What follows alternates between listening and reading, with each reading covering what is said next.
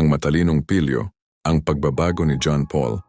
Sa loob ng silid-aralan walang hindi nakakakilala kay John Paul.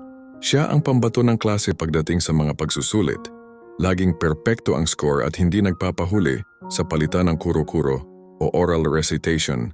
Matalas ang kanyang isip at mabilis ang kanyang dila, ngunit may kaunting magic din ang kanyang mga kamay. Ang lipad ng karunungan sa tuwing matatapos ang isang worksheet, imbes na ipasa ito ng maayos. Tila nagiging isang engineer si John Paul, sa isang kurap ng mata ang papel na puno.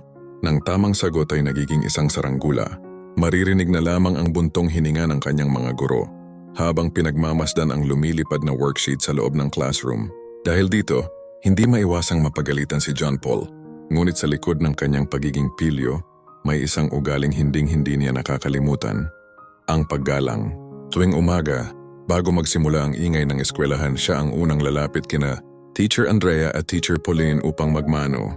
Isang simpleng kilos na nagpapakita na sa kabila ng kanyang kakulitan, may pusong marunong rumespeto.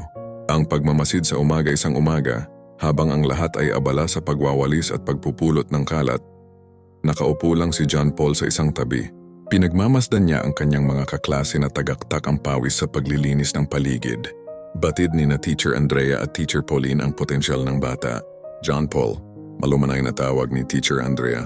Ang talino ay biyaya, pero ang tunay na galing ay nasusukat sa kung paano mo ginagamit ang iyong mga kamay para tumulong sa iba. Ang lihim na kabutihan. Hindi nagtagal napansin ng lahat ang isang pagbabago. Isang araw, imbes na gawing saranggula ang kanyang papel, maayos itong inilapag ni John Paul sa mesa ng guro.